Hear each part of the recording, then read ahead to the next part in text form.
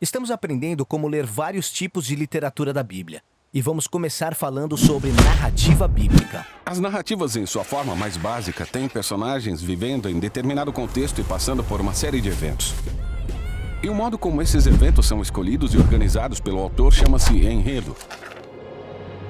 Um enredo básico começa com uma personagem no seu contexto. Mas então algo novo e inesperado acontece, causando problemas que levam a um conflito final que é resolvido. E a personagem descobre que mudou e agora vive uma nova situação normal. Agora, quando lemos narrativas, é importante entender cada cena no contexto do enredo geral. Podemos tornar uma história em outra completamente diferente se ignorarmos o seu lugar no enredo. Isso acontece quando as pessoas leem a Bíblia. Sério? Sim. Veja, por exemplo, a história de Gideão. Há uma cena muito conhecida em que Gideão está tentando saber se Deus vai ajudá-lo a vencer uma batalha e pede um sinal a Deus. Gideão põe um pedaço de lã no chão e pede que de manhã a lã esteja molhada como orvalho, mas o chão totalmente seco. E Deus faz isso. Agora, se você olhar essa cena isoladamente, qual é o conflito? Como Gideão pode saber que terá sucesso? E o desfecho? Faça um teste com Deus, peça um sinal e descubra. Sim, e é assim que muitas pessoas leem essa história sem entender o ponto principal. Porque estão ignorando o enredo completo. É mesmo? Sim. Vamos começar do início e você entenderá o contexto. A história começa com Gideão e os israelitas vivendo aterrorizados porque estão sendo oprimidos por invasores, os midianitas. Entendi. Então, há uma chamada à ação. Deus encarrega Gideão de derrotar os midianitas e salvar Israel. Essa história tá ficando muito boa. Mas Gideão tem muitas dúvidas. E ele pede a Deus que faça um truque mágico, um sinal, para que ele saiba que és tu mesmo que estás falando. E Deus se rebaixa ao nível dele e lhe dá um sinal acendendo um fogo em um altar. Então Gideão já pediu um sinal. Isso não é tudo. Na cena seguinte, Deus ordena a Gideão que derrube um altar de outro Deus. Mas Gideão está com tanto medo que faz isso à noite.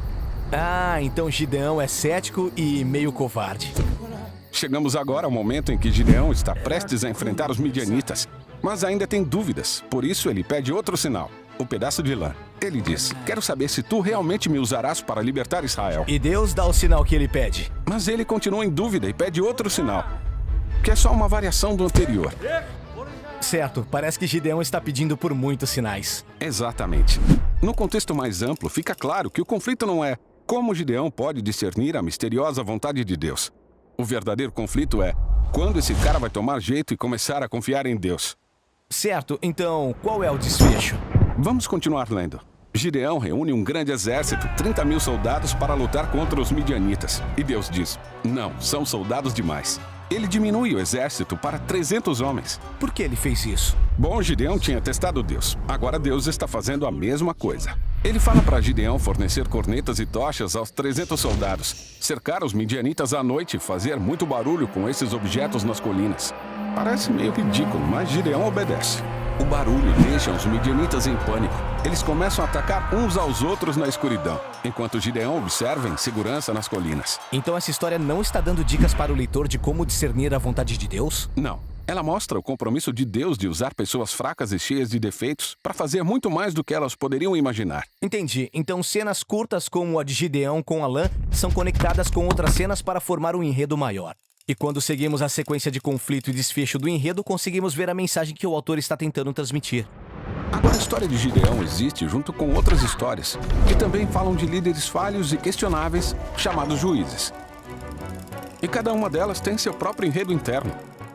Porém, em conjunto formam o movimento da história bíblica, o período dos juízes. E essa história tem o seu próprio enredo único. E existem muitos movimentos dentro da história da Bíblia. Exatamente.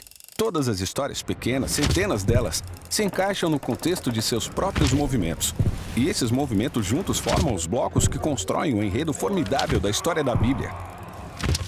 Então não importa a parte da Bíblia que eu esteja lendo, preciso prestar atenção em várias camadas de enredo para poder ler cada história no seu próprio contexto. Isso, a Bíblia é uma obra literária muito sofisticada.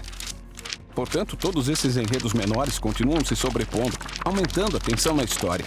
E quando olhamos para trás, podemos ver como todos eles se entrelaçam e formam uma história unificada que nos leva até Jesus.